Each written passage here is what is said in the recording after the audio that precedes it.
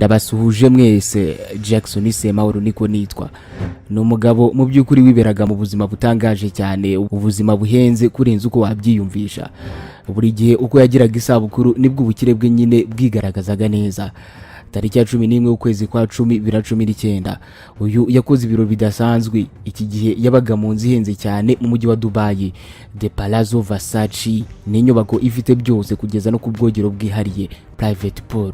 Uyu rero anyuze kuri Instagram ye yasangije abamukurikira barenga 2,500,000 maze abereka imodoka zihenze atunze ziganjemo imodoka za Bugatti, Rolls Royce ndetse we na za Ferrari zihenze, utibagiwe n'indege ye bwite yihariye, private jet. Uyu mugabo rero nta wundi ni Ramon Olorunwa Abbas. Kuri Instagram rero akabazwi nka HUSHPUPP, the billionaire Gucci master.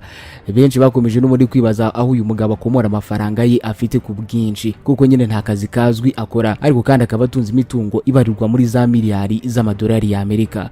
Uyu mugabo w'imyaka 38 akaba atunze biliyoni zirenga 4. Byamaze kugaragara ko rero umutungo we wose ngawukomora ku bujura ndetse we n'ubutekamutwe bwitwaje ikoranabuhanga yagiye akorera abantu batandukanye. FBI no yarabyemeje ndetse uyu mugabo yatawe muri yombi, akaba afungiye muri gereza muri Leta Zunze Ubumwe za Amerika. N'umwe mu batekamutwe bifashishije ikoranabuhanga. Birashoboka ko nawe bigeze kugutuburira, ariko uyu rero ndetse we na bagenzi be ngo bakwandikira ubutumwa kuri email bagushukashuka maze bikarangira bakwibye amafaranga yawe. Aba kandi bazwi nk'abascammers. Uko babigenza rero nta kundi, ngo umuntu akwandikira email akakubwira ko ashaka ko umufasha kohereza amafaranga. Azakubwira kandi ko ibibazo bya politike cyangwa se ibiza bisanzwe ngo biri gutuma we bitamushobokera kuba yakohereza mu mafaranga. Azagusaba ko umuha konti yawe kugira ngo n'ubundi aze kuba yashyiraho ayo mafaranga. Ibi rero ngo bizamufasha kugera muri iyo konti yawe ndetse yewe no kubasha gukuraho amafaranga. Ngo rero birumvikana iyo yabashije kwinjira muri konti yawe aba kwibye birangiye. Ubwo rero nibwo buryo bwemezwa ko bwakoreshwaga n'uyu mugabo HUSHPUPP, ubundi agatuburira abantu kakahava afatanyije na bagenzi be barimo uwitwa Orekana Jacob Panole. Gusejo bundi batawe muri yombi nyine nyuma y'iperereza rihambaye ryakozwe na FBI. Polisi y'i Dubai yo yavuze ko ngo yafatanya ababombi miliyoni 40 z'amadolari yose ya kashi, imodoka 13 za miliyoni 6,800, mudasobwa 21, telefoni 47 zigezweho ndetse yewe na adresse z'abantu hafi miliyoni 2 bavuganye nabo. Aba bose rero ngo bakaba bari bamaze n'ubundi kubatuburira. Muri iki kiganiro rero tugiye kugaruka ku bujura buhambaye bugizwe n'ubushukashukanyi bukoresheje ikoranabuhanga bwakozwe n'icyamamare kuri Instagram HUSHPUPP, umugabo ukomoka muri Nigeria wigwijeho amamiliyari y'amadolari anyuze mu bujura. Niba nawe waratuburiwe muri ubu buryo, ihangane rwose kuko si wowe wenyine. Ibigo bikomeye, amabanki akomeye muri Leta Zunze Ubumwe za Amerika kugeza no kuri shampiyona ruhago mu Bwongereza Premier League, bose bararize ariko barihanagura. Twe twitwa Red Blue JD, hose ku mbuga nkoranyambaga uraza kutubona. Nge nitwa Jackson Semahoro. Mu gutegura ibi byose nifashishije byinshi byakusanyijwe n'ibitangazamakuru bitandukanye nka The Bloomberg. Mu nkuru bahaye umutwe ugira uti The Fall of the Billionaire Master, ndetse we n'icukumbura ryakozwe na BBC, igitangazamakuru cy'Abongereza, ukongeraho na raporo ya FBI. Ikaze mwese.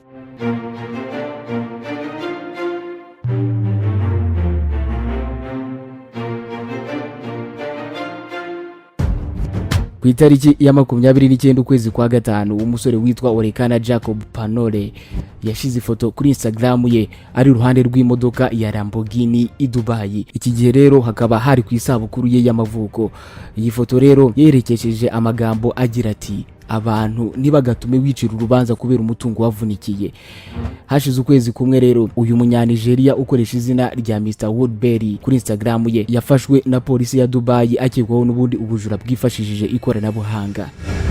Ramon Abbas akaba undi mugenzi we uzwi cyane nka HUSHPUPP n'ubundi kuri Instagram, cyangwa se the billionaire Gucci master kuri Instagram nyine, akaba akurikirwa n'abantu barenga 2,500,000 Polisi y'i Dubai iki gihe yavuze ko yafasha aba bombi ikabata muri yombi, ivuga ko kandi aba yabafatanye miliyoni 40 z'amadolari za kashi, ukongera imodoka 13 z'agaciro ka miliyoni 6,800 y'amadolari y'Amerika, ukongera mudasobwa 21, telefoni 47 zigezweho za iPhone, ndetse we na adresse z'abantu hafi miliyoni 2 bavuganye nabo. Bwana Abbas ndetse we na Bwana Panori bombi bahise boherezwa muri Leta Zunze Ubumwe za Amerika, aho barirwa n'ubundi mu rukiko rw'i Chicago ibyaha bitandukanye by'iheza ndonke ndetse we n'ubujura bwa miliyoni 100 z'amadolari y'Amerika bakoze mu bushukanyi buciye n'ubundi cyuho kuri internet. Glenn Donat uyu yahoze ari umushinjacyaha i Washington avuga ko aba bagabo ngo bakabije ubwirasi kuko ngo bishyiraga hanze bikabije ku mbuga nkoranyambaga bakigaragaza nk'abakire, birumvikana benshi bagomba gutekerezaho bakomora umutungo wabo. Iyi nkuru rero yatangaje benshi mu bakurikira imibereho yabo yigitangaza ku mbuga nkoranyambaga cyane cyane Instagram, bakibaza aba bagabo n'ubundi bavana umutungo ungana gutyo, dore ko biberagaho mu buzima buhenze busa n'ubwo muri filime nyine, mu buryo batifuzaga n'abariko mu kwerekana ko babayeho by'ikirenga kuri Instagram ndetse yewe na Snapchat. Babaga batanga amakuru y'imyirondoro yabo kuri bamaneko ba Leta Zunze Ubumwe za Amerika. Ubu rero abangaba bari mu rukiko muri Leta Zunze Ubumwe za Amerika, aho baregwa kwiyitirira abakozi ba kompanyi zitandukanye muri Amerika, bakandika za emails bashuka abo bandikiye, maze bakabohereza amamiliyoni y'amadolari ku makonti yabo bwite. Kuri Instagram rero uyu HUSHPUPP yerekana ko ari umuhanga cyane mu bwubatsi, ndetse yewe hari n'amashusho amwerekana yubaka inzu, ariko izo nzu zose ngo zari zo kwifashisha muri bumwe mu bwambuzi bushukana nk'uko abakoze iperereza ba FBI babivuga. Ebuka Emebina ni umuhanga cyane mu by'imari w'i New York, yabwiye ikinyamakuru cy'Abongereza BBC ati indangagaciro zacu muri Nigeria zikwiye kugenzurwa, cyane cyane agaciro duha umutungo uko waba wawubonye kose. Hari umuco wo kureba gusa umutungo, ntidutekereze ko inzira zo kuwugeraho zifata igihe. Mu kwezi kwa kane rero uyu HUSHPUPP yongeye amasezerano yo gukodesha inzu ihenze cyane i Dubai mu mazina ye ya nyayo ndetse yewe na telefoni ye bwite. Ibyumweru 2 rero mbere yo gutabwa muri yombi yashyize ifoto kuri Instagram n'ubundi ari ku modoka ye ya Rolls Royce, yandika hati warakoze Mana ku migisha myinshi mu buzima bwanjye, komeza usebye abategereje ko nseba, niko uyu mugabo yavuze. Inyandiko mvugo rero ibashinja ya FBI ivuga ko uyu Abbas cyangwa se HUSHPUPP umutungo we uva ku cyaha, kandi n'umwe mu bayobora ubujura bwo kuri internet burimo kwinjira muri mudasobwa z'abandi, kohererezwa amafaranga mu bushukanyi ndetse no kwibasira abantu benshi ku isi yose hagamijwe n'ubundi kubiba miliyoni z'amadolari bigwijeho. Mu kirego rero kimwe kompanyi y'imari ivuga ko yibwe miliyoni 14,700 z'amadolari y'Amerika mu bujura bwo kuri mudasobwa. Ivuga ko rero ngo aya mafaranga yagiye kuri konti za HUSHPUPP zo muri banki ziri mu bihugu byinshi bitandukanye uyu mugabo akorana nabyo. Inyandiko mvugo rero ibashinja ivuga ko uyu mugabo kandi ngari mu kirego cyo kwiba miliyoni 124 z'amadolari y'Amerika, imwe mu makipe ataratangajwe cyane yo muri shampiyona yo mu Bwongereza ya Premier League. FBI kandi ivuga ko ngo yabonye amakuru ye kuri Google, Apple iCloud, Instagram ndetse na Snapchat. Aya makuru akaba yaragaragazaga konti za nyazo z'amabanki uyu mugabo akorana nazo. Inyandiko ze z'inzira kandi ndetse we n'ibiganiro nabo bafatanya byagaragazaga amakuru ya nyayo ko akora ubujura n'ubundi bujyanye no kwiba abantu hakoreshejwe ikoranabuhanga, cyane cyane yakoresheje ubushukanyi. BBC rero yakoresheje inyandiko zashizwe hanze n'ibigo by'iperereza kugira ngo imenye umugabo wa nyawe mu by'ukuri uri nyuma y'ubujura buciye kuri internet bwatwaye abo bwagezeho amafaranga abarirwa muri za miliyoni kuva muri Nigeria, aho yatangiriye mu buryo busanzwe ashukashuka abantu nk'umwe mu biyita Yahoo Boys. Aba Yahoo Boys rero bakaba ari agatsiko k'insoresore n'ubundi zibaga abantu zikoresheje internet kugeza aho yiyita billionaire ya Gucci Master cyangwa se umwami wa Gucci w'amamiliyari. Uyu mugabo kandi akaba yariberagaho mu buzima buhanitse cyane i Dubai imbere yo gufatwa mu mwaka ushize wa 2020. Uyu mugabo rero HUSHPUPP w'imyaka 38 yatangiye uwo mwuga wiwe wo kwiba n'ubundi ahereye ahitwa Oronski, akarere karangwamo n'ubundi bukene bukabije ku nkengero z'umujyi wa Lagos muri Nigeria.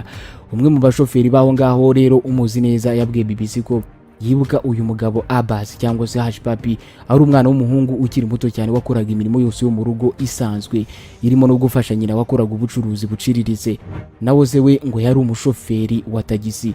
Rero ngabatekereza ko umutungo we awukomora ku babyeyi ngo siko bimeze. Yahoo Boys aba rero ni abantu baca kuri interinete bagashaka abo bakundana nabo kandi ari ukubabeshya. Iryo zina rero bakaba bararikuye kuri email ya mbere yabonetse muri Nigeria igaragaza amakuru ya nyayo y'aba bagabo bibaga abantu bakoresheje interinete. Dr. Adedeji Oyenuga uyu yanoronsoye cyane ibijyanye n'ubukozi bw'ikibi bwo kuri interinete, n'umwarimu kandi muri kaminuza ya Lagos, asobanura ko aba basore ngo biyise aba Yahoo Boys nta kindi bakoraga uretse kwiba imyirondoro y'abantu ubundi bakajya babiba amafaranga gake gake. Hafi 90% bya emails z'ubushukanyi ziva muri Afrika y'Uburengerazuba nk'uko bivugwa n'ikigo cyo muri Amerika kireba iby'umutekano kuri interinete Agari. Crane Haslow rero niwe uyobora ibikorwa byo kureba ibyaha nk'ibi muri iki kigo cya Agari, avuga ko ngo abakora ubu bushukanyi ngo babanza gushaka amakuru y'abantu nyakuri bakomeye cyane muri kompanyi runaka zikora ubucuruzi maze bakabona na email zabo. Ati nyuma babasha kuyobya izo emails bakandikira abakiriya babo nkaho ari babantu nyakuri, bakababwira ko bahinduye konti basanzwe n'ubundi babishyuraho, bakanababwira ko noneho aho ngaho ariho bazajya babishyurira bagatanga izindi konti nshyashya. Bwana Ponley ukoresha izina rya Mr. Woodbury ku mbuga nkoranyambaga yakoresheje emails za Mark Kane nk'uko FBI bivuga. Ashinjwa rero kubeshya kompanyi yo muri Chicago maze ikamwoherereza miliyoni 15 z'amadolari y'Amerika. Kompanyi zo muri Iowa, kompanyi zo muri Kansas, kompanyi zo muri Michigan, kompanyi zo muri New York ndetse we nizo muri California, izi zose nazo zakozwe ubujura nk'ubu ngubu. Aba Yahoo Boys barazijagajaze ubundi barazicucura koko. Aya mafaranga rero aba bagabo bagendaga biba abantu batandukanye ndetse we n'ibigo bitandukanye bikomeye muri Leta Zunze Ubumwe za Amerika, nyuma bakimara kuyohereza bahitaga bayahinduramo ayikoranabuhanga azwi nka cryptocurrency cyangwa se Bitcoin, ku buryo n'ubundi kuyagaruza byabaga bisa n'ibitagishobotse nubwo ba nyirayo bamenyaga ko bayibwe. Ubujura nk'ubu rero bukorerwa kuri za emails bumaze kuba bwinshi cyane ku isi kandi buhuzwa cyane n'igihugu cya Nigeria. Ababukora bamaze guhimba iki gihugu Yahoo Boys n'ubundi. FBI rero iburira abantu bose kuba maso ku mabaruwa atandukanye bageraho abizeza amafaranga menshi cyane cyangwa se ababwira ibyo guhindura aho basanzwe bishyurira amafaranga yabo. Hari umunyamakuru wa BBC n'ubundi nawe uherutse gutuburirwa n'aba batekamutwe bakoresha ikoranabuhanga, aho bamwandikiye ubutumwa busa n'ubwo basanzwe bandikira abandi n'ubundi. Aba bajura bakoresha ikoranabuhanga rero uko bakora ubujura bwabo, ngo umuntu akwandikira email ubundi akakubwira ko ashaka ko umufasha kohereza amafaranga, azakubwira ko kandi ibibazo bya politike cyangwa se ibiza bisanzwe ngo biri gutuma we bitamushobokera ngo abe yabasha kohereza ayo mafaranga. Azagusaba ko noneho umuha konti yawe kugira ngo n'ubundi ashyireho ayo mafaranga. Ibi rero ngo bizamufasha kugera muri za konti zawe zose ndetse no kubasha gukuraho amafaranga ufiteho ubundi abakwibye birangiye. Rero ngo ugomba kwitondera cyane ibyo wandika ku mbuga nkoranyambaga kuko ngo bifasha bene abo bajura kukumenya neza ndetse yewe no kubasha kuba bakwibasira bagatangira kukugabaho ibitero bitandukanye by'ikoranabuhanga. Mo Adere ni umunyamategeko ukorera Washington, avuga ko bibabaje kuba leta ya Nigeria itita ku kibazo cy'urubyiruko rw'abanyanigeria rwishora muri bikorwa bibi cyane by'ubujura n'ubwambuzi bukoresheje ikoranabuhanga. Ati babibona nk'inzira yo kubakiza mu gihugu kibaha amahirwe make ndetse rimwe na rimwe nta nayo. Nakubwira ko kandi kuba iki gihugu cya Nigeria gihuzwa cyane n'ubu bujura bukoresheje interinete nacyo kirahahombera cyane nk'uko bivugwa na Ayo Bankole washinze kompanyi yitwa Bootcamp ikorera muri icyo gihugu. Avuga ko hari abanyanigeria benshi bakora ibintu byinshi byiza ku isi, ariko aba bakora ibibi ngo bagatuma igihugu kigira isura mbi ku ruhando mpuzamahanga. Ati kompanyi nyinshi ntabwo zicyohereza ibintu muri Nigeria, nyinshi kandi ntizemera ko tuzishyura twifashishije ikoranabuhanga, byanduje isura yacu. Muri raporo rero yayo yo muri 2019 yo ku byaha byo kuri internet, FBI ivuga ko yakiriye ibirego bisaga 460 by'ubujura ndetse n'ubwambuzi nk'ubwo. Bavuga ko kandi hibwe miliyari 3 ndetse na miliyoni 500 maze hakagaruzwa miliyoni 300 z'amadolari y'Amerika zonyine. Gusa benshi mu bakora ubu bujura ntibabasha gufatwa kuko ari ibyaha byambukiranya imipaka kandi bisa n'ibikorwa mu buryo butoroshye cyane nk'uko Green Donut abivuga. Ibyaha rero aba bagabo baregwa muri Leta Zunze Ubumwe za Amerika, ubwo ni ukuvuga Bwana Abbas ndetse na Panlo, bashobora gufungwa imyaka irenga 20. Urubanza rwo ruracyakomeje i Chicago aho bafungiye. Urebye ariko uyu mugabo wakunze kwita HUSHPUPP kuri Instagram yarakunzwe cyane n'ubundi kuri urubuga, yiberaga mu buzima butangaje cyane, mbese busa neza nka filime. Yagaragaraga kenshi ari mu ndege bwite cyangwa se private jet. Ikindi uyu ngo yahahiraga mu buryo buhoraho mu masupermarket akomeye cyane mu mujyi wa Dubai. Yaratunze kandi imodoka nziza cyane y'ibara ry'umutuku ya Bugatti ifite agaciro ka miliyoni n'ibihumbi 700 z'amadolari y'Amerika. Akaba yaratunze kandi imodoka zihenze cyane zo mu bwoko bwa Rolls Royce ebyiri, imwe ihagaze agaciro k'ibihumbi 330 by'amadolari y'Amerika. Akagira kandi imodoka ya Bentley Bentayga nayo igura ibihumbi 200 by'amadolari y'Amerika. Uyu mugabo kandi yakundaga kugaragara yambaye neza cyane, dore ko yambaraga imyambaro ihenze cyane ya Gucci, imyambaro ya Louis Vuitton ndetse we n'amasaha y'igiciro. Amasaha yakundaga kwambara yabaga yiganjemo aya Rolex ahagaze agaciro k'igihumbi 500 y'amadolari y'Amerika. Imyenda ya Gucci ihagaze ibihumbi 3 by'amadolari y'Amerika. Byavuzwe kandi ko uyu mugabo watunze miliyari 4 z'amadolari y'Amerika. Hari amashusho rero yize gucicikana agaragaza uyu mugabo HUSHPUPP anyanyagiza inoti mu kivunge cy'abantu bari bamuzengurutse. Iki gihe yabanyanyagizagamo inoti z'100 z'amadolari y'Amerika. Benshi bibazagaho rero uyu mugabo yakuraga amafaranga, gusa we yasubizaga ko ngari umwubatsi wabigize umwuga. Gusa FBI yo yagaragaje ko ngo ari ibinyoma gusa, ahubwo uyu mugabo ngo ni umujura kabombo wirirwaga yiba abantu akoresheje ikoranabuhanga ibizwi nka money laundering. Yari umusikama wa nyawe nyene.